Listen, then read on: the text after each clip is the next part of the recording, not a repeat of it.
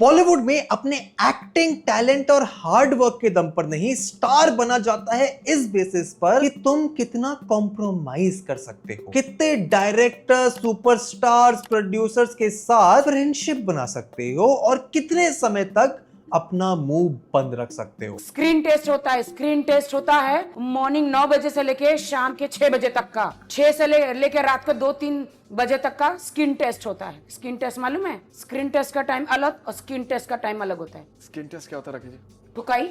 One day, I remember I was Chennai and this director came to meet me. I said, let's sit in the coffee shop. And he said, no, let's go to your room. These kind of people, whether they're stars or not, in the end of the day, inherently they're predators. ये है film director Sajid Khan, Farah Khan के भाई अक्षय कुमार, अजय देवगन और सलमान खान के अच्छे दोस्त, जिन्होंने हाउसफुल 2, हिम्मत वाला के साथ 5 फिल्में डायरेक्ट की हुई हैं। और साजिद खान ने जितनी फिल्में नहीं बनाई, उनसे ज्यादा तो उन पर सेक्सुअल हरासमेंट केसेस और कास्टिंग काउच के एलिगेशंस लग चुके हैं। ये दरिंदा मीटू आरोपी साजिद खान अपने घर पर बुलाकर लड़कियों के कपड़े उतरवाता है। जरा टॉप उठाओ, जरा पैंट्स नीचे करो, जरा घूमो, जरा दिखाओ, अपनी जांघें दिखाओ। एक्ट्रेस सलोनी चोपड़ा ने बताया कि कैसे साजिद खान उन्हें फोर्सफुली अपने प्राइवेट पार्ट्स दिखाते थे। रेचल वाइट ने बताया कि कैसे साजिद खान ने उन्हें अपनी फिल्म हमशक्ल्स में एक रोल ऑफर किया अगर वो साजिद को सेड्यूस करके दिखाएं। एक्ट्रेस मंदाकिनी करीमी को तो साजिद ने अपना ऑफिस में बुलाकर कपड़े उतारने के लिए कहा, क्योंकि अपेरेंटली वो चेक करना चाहते थे कि मंदाकिनी रोल के लिए कितनी सूटेबल है। एक्ट्रेस डिंपल पॉल ने बताया कि साजिद ने उन्हें सेक्सुअली हरास किया था व्हेन शी वाज जस्ट 17। जिया खान, शर्लिन चोपड़ा, आहना कुमारा, ये सब वो एक्ट्रेसेस हैं जिन्होंने साजिद खान के कैरेक्टरलेस बिहेवियर को तो एक्सपोज किया ही है,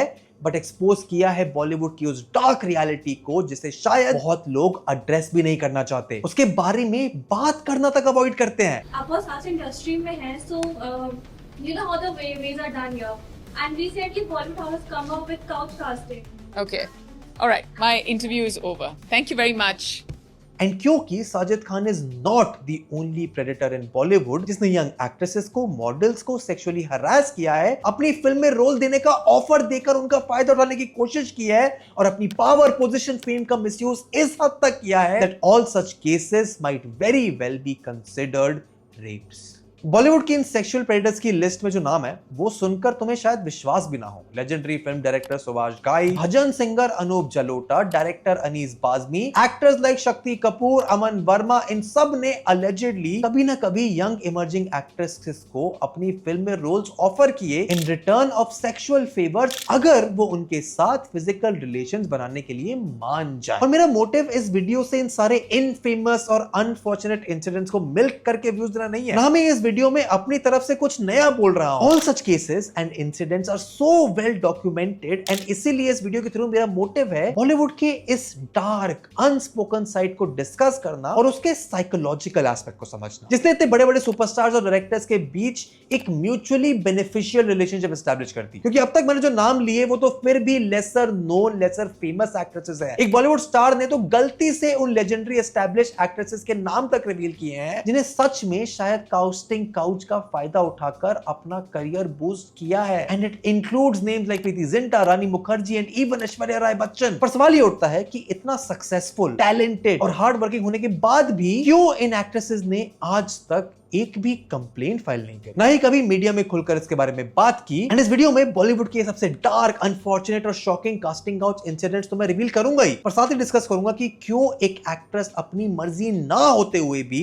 डायरेक्टर और प्रोड्यूसर की इन डिमांड्स को एक्सेप्ट करने के लिए मजबूर हो जाती है। क्यों साजिद खान, सुभाष घई और अनूप जलोटा जैसे प्रेडेटर्स को आज तक कोई सजा नहीं हुई, उन पर कोई एक्शन नहीं लिया गया और आज तो ये सब अपने करियर में भी फिर से एक्सेल कर रहे हैं in contrast to those actresses जिनको उन्होंने कभी हरास किया था। बॉलीवुड तो कभी नहीं चाहेगा कि तुम ये वीडियो देखो, पर जिस फिल्म इंडस्ट्री पर आज हम गर्व करते हैं, शाहरुख, सलमान, अमिताभ जैसे सुपरस्टार्स के डाई हार्ड फैंस बनते हैं, उसी इंडस्ट्री की इस डार्क रियलिटी को भी जानना जरूरी है, जहां इल्यूजन तो ये बनाया जाता है कि टैलेंट, हार्डवर्क और लुक बहुत ज्यादा मैटर करते हैं नॉट टू बी सक्सेसफुल, पर इस इंडस्ट्री के उन फिल्म स्टूडियोज में कास्टिंग के नाम पर, फिल्म में इंपॉर्टेंट रोल देने के नाम पर तो शायद कुछ और ही चल रहा है। और सिर्फ एक्ट्रेसेस ही नहीं, तुम्हें सुनकर थोड़ा अजीब जरूर लगेगा, पर कास्टिंग काउच इंसिडेंट शायद एक्ट्रेसेस से ज्यादा एक्टर्स के साथ होते हैं, और कोई छोटे साइड एक्टर या बैकग्राउंड डांसर के साथ नहीं, फिल्म के लीड एक्टर्स तक के साथ। रणवीर सिंह और आयुष्मान खुराना ने तो अपने एक्सपीरियंसेस खुलकर शेयर भी किए हैं। Talking about couches, in one of your interviews, it said that casting couch does exist. So how did you go through an experience like that during your initial days? Yeah, I did, and that's how I know about it. Once, like, there was a casting director, and he was like, "I want to just see your tool. I'll cast you." और इस video के and तक शायद तुम्हें अपने favourite Bollywood star पर थोड़ा doubt भी हो सकता है, क्योंकि इंडस्ट्री में जितने लोगों ने कास्टिंग काउच को एक्सेप्ट किया है, उससे ज्यादा तो शायद उसका फायदा उठाकर स्टार बन चुके हैं। पर तुम्हें सुनने में ये जितनी प्रॉब्लमैटिक, अनफॉर्चुनेट और डार्क लग रही होगी, रियलिटी में शायद उससे ज्यादा, कई गुना ज्यादा बुरी है। मार्च 2005 में इंडिया टुडे ने एक ऐसा स्टिंग ऑपरेशन किया जिसने ना सिर्फ बॉलीवुड को एक्सपोज करके रख दिया, बल्कि it expose the actors, directors, actresses जो शायद कास्टिंग काउच का फायदा उठाकर अपने करियर में आगे बढ़े। ऑपरेशन था फिल्म एक्टर शक्ति कपूर पर, जिसमें इंडिया टुडे के अंडरकवर एजेंट्स एक स्ट्रगलिंग एक्टर बनकर शक्ति कपूर से बात करते हैं, उनसे फिल्म में काम मांगने का ट्राई करती हैं। शक्ति कपूर पहले तो उनसे एक प्राइवेट मीटिंग करने के लिए उन्हें होटल में बुलाते हैं, फिर बिना किसी हेजिटेशन के, बिना बात को घुमाए सीधे सेक्स की डिमांड करते हैं in exchange of giving her roles in films. और ये शक्ति कपूर को एक्सपोज करने के लिए, उनके करियर का डाउनफॉल लाने के लिए तो काफी था, पर शक्ति कपूर यहाँ रुकते नहीं है। उस एजेंट को फिजिकल रिलेशन बनाने के लिए कन्विंस करते हुए बताते हैं कि ऐश्वर्या राय ने सुभाष घाई, रानी मुखर्जी ने यश चोपड़ा और प्रीति जिंटा ने करण जौहर के साथ भी कॉम्प्रोमाइजेस किए हैं। ऐश्वर्या में सुभाष, रानी में यश,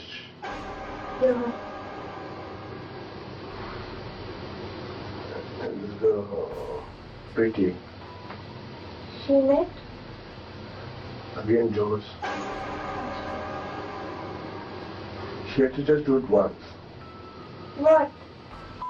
इनफैक्ट ये इंडस्ट्री में इतना ज्यादा कॉमन है कि इसके बिना इंडस्ट्री में एक बड़ी फिल्म मिलना पॉसिबल ही नहीं है। और सच यही है कि बॉलीवुड में मासूम लड़कियों के साथ, लड़कों के साथ इस तरह का व्यवहार होता है जो कि बिल्कुल भी मुनासिब नहीं, बहुत अमानवीय और बहुत ही मजबूरी का, ये जो बड़े बड़े दिग्गज वहाँ लोग बैठे हैं उसका फायदा उठाते हैं। अब इन सब लोगों ने शक्ति कपूर के क्लेम्स को डिनाई कर दिया हो, उससे ज्यादा इंपॉर्टेंस ना दी हो। प्रीति जिंटा ने तो शक्ति कपूर को रियल लाइफ विलेन तक कह दिया था, और बाद में शक्ति कपूर ने अपने डिफेंस में इन सबसे माफी भी मांगी, खुद को डिफेंड करते हुए ये झूठ भी बोला कि इस मीटिंग में तो वो जाना ही नहीं चाहते थे। इंडिया टुडे के अंडरकवर एजेंट ने पहले उन्हें फोर्स किया और फिर खुद ही वो सारी बातें शुरू करी। इस कंट्रोवर्सी ने शक्ति कपूर को कैसे हार्म किया ये तो मैं थोड़ी देर में तुम्हें बताऊंगा, पर स्टिंग ऑपरेशन ने कुछ हद तक बॉलीवुड की इस डार्क साइड को भी एक्सपोज कर दिया था। बॉलीवुड के बिगेस्ट डायरेक्टर्स, प्रोड्यूसर्स के नामों पर स्ट्रॉन्ग एलिगेशंस तो लगाए थे, इसको कंफर्म किया 6 साल बाद रीना गोलान की एक बुक ने। रीना गोलान का नाम तो शायद तुमने कभी सुना भी नहीं होगा, but she was an Israeli actress जो 2000 में बॉलीवुड में मॉडलिंग की, कुछ प्रोजेक्ट्स में काम भी किया, कई सालों तक बॉलीवुड में स्ट्रगल किया और 2011 में अपने इसी बॉलीवुड एक्सपीरियंस को एक बुक में कंपाइल कर दिया by the name of dear mister Bollywood, how I fail in love with India, Bollywood and Shahrukh Khan. And the moment ये किताब रिलीज हुई,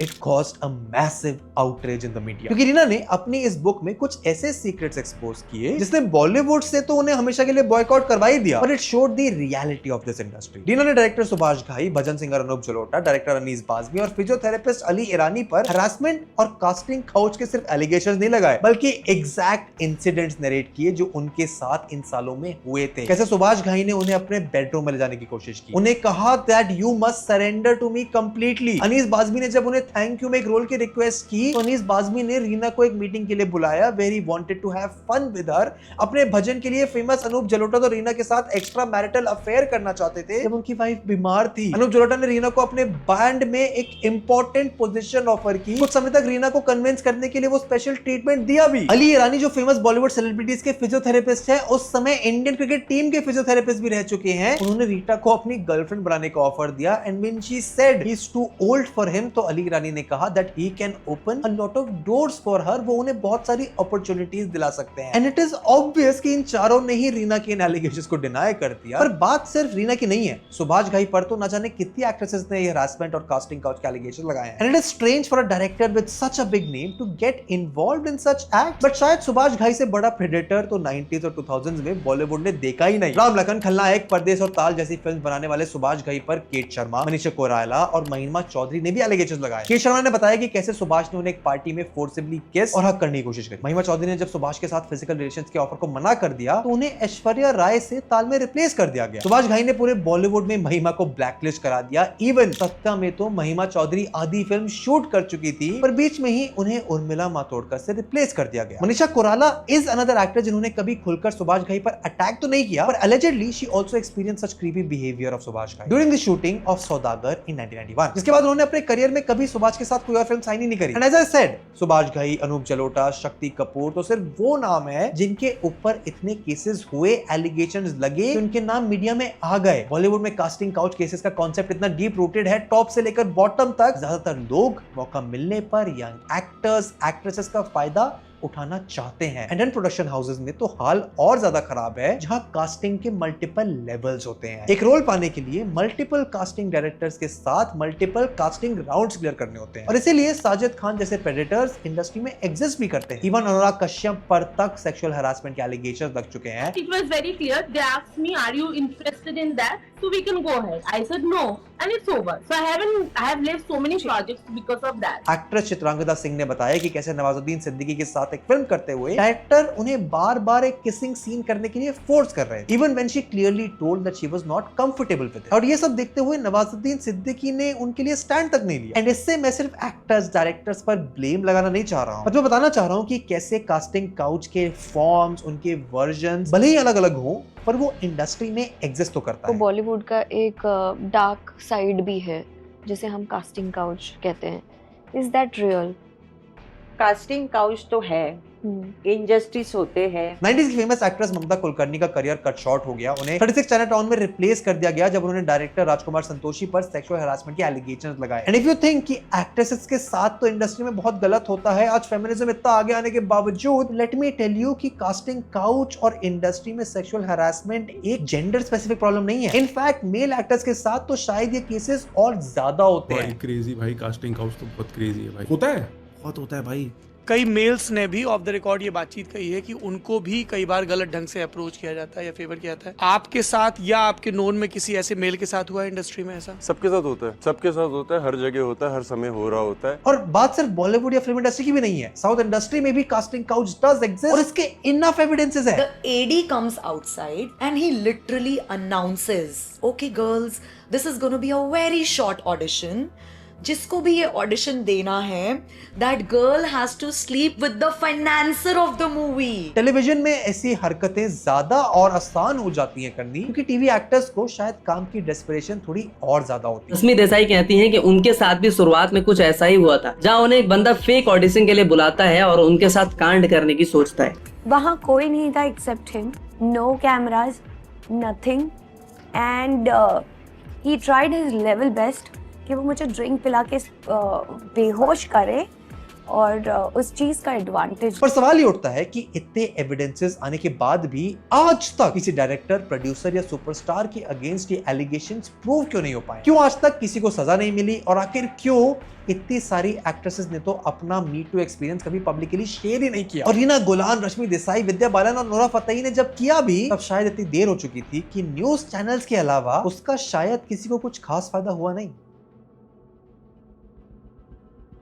इंडियन फिल्म इंडस्ट्री या कहो बॉलीवुड बाहर से कितनी ज्यादा डेमोक्रेटिक, ऑनेस्ट और एक फेरी लैंड लगती है, लेकिन रियलिटी में उतनी ही ज्यादा कंट्रोल्ड और डिक्टेटेड है। Dictated by some powerful people at the top, जो जब चाहे किसी का करियर बना सकते हैं और जब चाहे बिगाड़ सकते हैं। तुम्हें अभी शायद लग रहा होगा, जैसा और बहुत से लोगों को लगता है, कि अगर कास्टिंग काउच का विक्टिम बनी एक्ट्रेसेस अपनी आवाज उठाएंगी, स्पेशली एट द टाइम जब वो इंसिडेंट उनके साथ हुए, तो शायद कास्टिंग काउच का टारगेट बनने से कई और एक्ट्रेसेस बच भी सकती हैं। और ये कुछ हद तक सही भी है, पर पूरा सच जानने के लिए ये जानना जरूरी है कि आखिर उन एक्ट्रेसेस ने इतने सालों तक अपनी आवाज उठाई क्यों नहीं, खुद के लिए कभी स्टैंड क्यों नहीं लिया। और कितनी एक्ट्रेसेस तो ऐसी भी है जिन्होंने आज तक पब्लिकली ऐसा कोई इंसिडेंट एक्सेप्ट भी नहीं किया है, क्योंकि ऐसा करने के कॉन्सिक्वेंसेस हो सकते हैं। ममता कुलकर्णी ने एक बार राजकुमार संतोषी के अगेंस्ट आवाज क्या उठा दी, उन्हें फिल्में मिलना बंद हो गई। सुभाष घई ने कैसे महिमा चौधरी का करियर खत्म किया, उन्हें फिल्मों से निकलवा दिया, ये तो मैं तुम्हें ऑलरेडी बता चुका हूं। और ये बात तो फिर भी बहुत बहुत पुरानी है। बॉलीवुड में कास्टिंग काउच की प्रॉब्लम तो अब भी उतनी डीप रूटेड है, अभी भी वही पावरफुल लोग एग्जिस्ट करते हैं। इसका one of the most recent examples में से एक है अदिति राव हैदरी, जिन्हें 8 महीने तक घर पर बिना काम के बैठना पड़ा था क्योंकि उन्होंने कास्टिंग काउच के अगेंस्ट एक इंटरव्यू दे दिया था। और ऐसे बहुत सारे इंसिडेंट हैं जहां अपनी आवाज उठाने के लिए इन एक्टर्स एक्ट्रेसेस को अपना करियर गंवाना पड़ा है। And that is the reason कि ये सारे केसेस उस समय तो सामने आते ही नहीं है when they actually take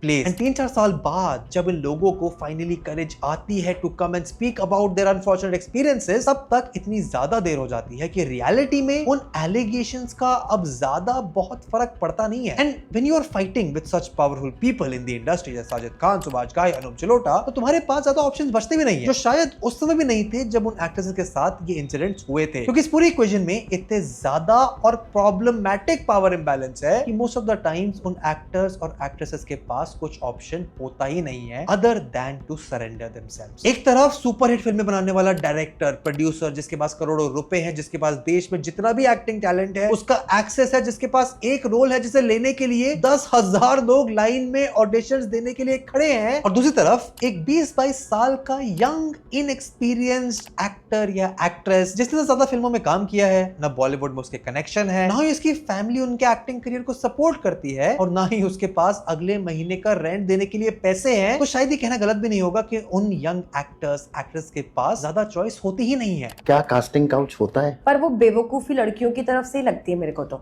sorry for my language, rape कभी नहीं होते हमारे इंडस्ट्री में। There is always mutual understanding के साथ, या फिर भोलेपन से या बेवकूफी से हो जाता है कि आपको दिख रहा है आप वो हनी ट्रैप में फंसते जा रहे हो, उसने आपको एक जगह बुलाया, आप कॉफी पीने के टाइम पे उसने आपको कुछ नहीं बताया ना जताया, दूसरे तीसरे दिन उसने डिनर पे भी बुला लिया। तो थोड़े दिमाग लगाओ ना ब्रो, आपको जो काम करना है उसमें ना तो कॉफी पीने की टैलेंट देखनी है, ना उसमें डिनर में खाना कैसे खा रहे हो, तो आप डिनर और कॉफी पे जाके डिस्कस क्या कर आ रहे हो। और ये बात तो उन फेमस डायरेक्टर्स और प्रोड्यूसर से लेकर असिस्टेंट कास्टिंग डायरेक्टर्स को भी पता है। इसीलिए शायद उनसे ओपनली ऐसे अनकंफर्टेबल सवाल पूछना और रोल दिलवाने के बदले सेक्स डिमांड करना इतना ज्यादा कॉमन है रीजी कि कई बार तो ये कंडीशन ऑफिशियल कॉन्ट्रैक्ट्स तक में लिखी जाती है। लिटरली मेरा जब कॉन्ट्रैक्ट आया ना 3 फिल्म का, उसके अंदर एक कंडीशन लिखी हुई थी which said you have to make friendship with the producer and director for 3 times। क्योंकि इन सेक्सुअल प्रेडेटर्स को एक्सपोज करके उस एक्टर या एक्ट्रेस का करियर सरवाइव कर पाएगा या नहीं इसकी गारंटी भले ही ना हो, पर जिस पर एलिगेशंस लगे हैं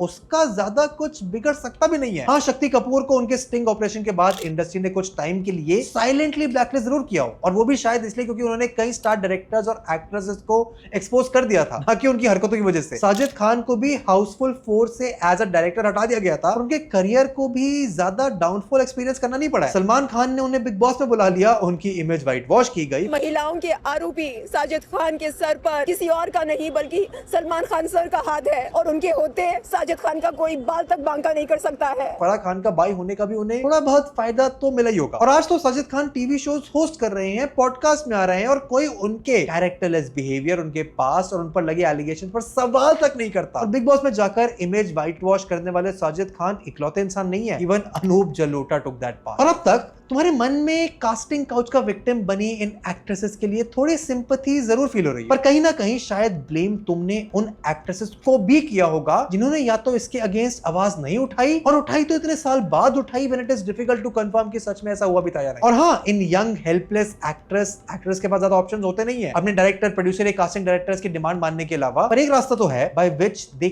can escape this dirty process.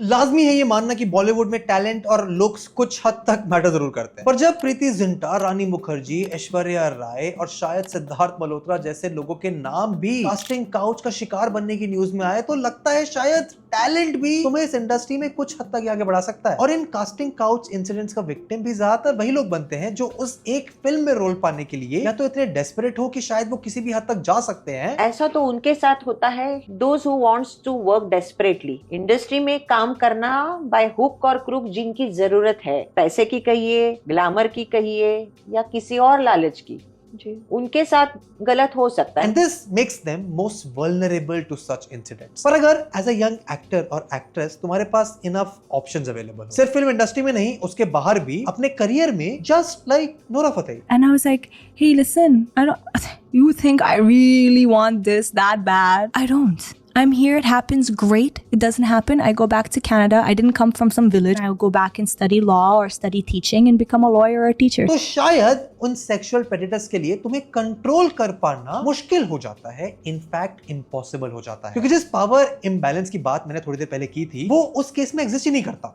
जब एक्ट्रेस को या एक्टर को उस रोल की उतनी डेस्परेशन ही ना हो जिसके एक्सचेंज में उसे ये फेवर्स की डिमांड की जाती है। और मेरे ओपिनियन में तो कास्टिंग काउच प्रॉब्लम का कोर सेक्सुअल या फिजिकल नीड्स है भी नहीं। हाँ, casual dating and hookups Bollywood में कॉमन जरूर होंगे और इसको तो मैंने खुद अपनी वीडियोस में कई बार एक्सपोज किया भी है, but the problem of casting couch is much more psychological. जहां उस पावर में बैठे हुए डायरेक्टर प्रोड्यूसर का कोर मोटिव तो शायद अपनी डोमिनेशन एस्टैब्लिश करना होता है through their disrespectful and force sexual acts. ये पूरा प्रोसेस ही एक कॉम्प्लेक्स पावर डायनामिक का गेम है एंड शायद इसी वजह से कास्टिंग काउच के प्रॉब्लम ना तो जेंडर स्पेसिफिक है, ना एज स्पेसिफिक और ना ही इंडस्ट्री स्पेसिफिक। जब भी किसी इंसान के पास तुमसे ज्यादा पावर होगी उसके पास वो चीज होगी जो तुम्हें किसी भी कॉस्ट पर चाहिए, जिसे पाने के लिए तुम लिटरली कुछ भी कर सकते हो। तो ऐसे इंसिडेंट्स होंगे और ये शायद फ्यूचर में भी होते रहेंगे चाहे फेमिनिज्म कितना भी स्ट्रांग हो जाए। और बाद में कोई एक्टर, एक्ट्रेस या मॉडल कितने भी एलिगेशन लगा ले, कितनी भी मीडिया हाइप बना ले, अपने फेवर में ऑडियंस नैरेटिव कर ले, पर उसका कुछ खास फायदा नहीं है क्योंकि अनफॉर्चुनेटली वो इंसिडेंट्स तो उसके साथ ऑलरेडी हो चुके हैं और जिन लोगों ने किए हैं उसकी पावर की वजह से उन्हें या उनके करियर को किसी तरह का हार्म करना ऑलमोस्ट इम्पॉसिबल है। अब मैं उन लोगों को जस्टिफाई नहीं कर रहा हूं, ना ही विक्टिम ब्लेमिंग कर रहा हूं, बट कास्टिंग काउच के इस डार्क, शेडी और प्रॉब्लमैटिक इंसिडेंट से एस्केप करने का इकलौता तरीका है इस इक्वेशन में ज्यादा पावर होल्ड करना। इतनी पावर की कोई सुपरस्टार, एक्टर, डायरेक्टर या प्रोड्यूसर तुम्हारे साथ तो एटलीस्ट ऐसा करने से सोचे भी 10 बार। और इसी पावर डायनामिक्स का एक ट्रेंडी रीसेंट एग्जांपल है भी दीपिका पादुकोण, जिन्हें अलेजेडली काल्की 2 और स्पिरिट से इसलिए निकाला गया क्योंकि दीपिका की कुछ ऐसी डिमांड्स थी जिसे फिल्म के मेकर्स पूरा नहीं कर पा रहे थे, जिनमें शायद थी कि दिन में सिर्फ 7 से 8 घंटे की शूटिंग करना, अपने लिए हायर पे चेक डिमांड करना। एंड आई नो इसमें कास्टिंग काउच वाला एंगल इन्वॉल्व नहीं है, but this is actually a great example to understand the power dynamics of Bollywood. Deepika के पास आज बॉलीवुड में उतनी पावर, वो स्टेटस और वो रेपुटेशन है कि वो इतनी हाई बजट फिल्मों को भी मना कर सकती हैं। वो पावर जो शायद उन एक्ट्रेसेस के पास कभी थी ही नहीं जो इन इंसिडेंट्स की विक्टिम बनी। एंड इस वीडियो खत्म करते करते हम बस यही उम्मीद कर सकते हैं कि ऐसी पावर डायनामिक की सिचुएशन खत्म करने के लिए जो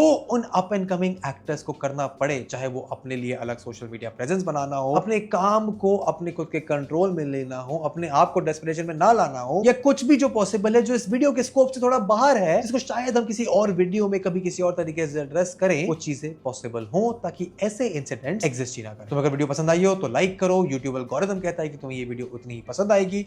ऐसी और पूरी प्लेलिस्ट है इंडियन पॉप कल्चर के बारे में जो तुम चेकआउट कर सकते हो।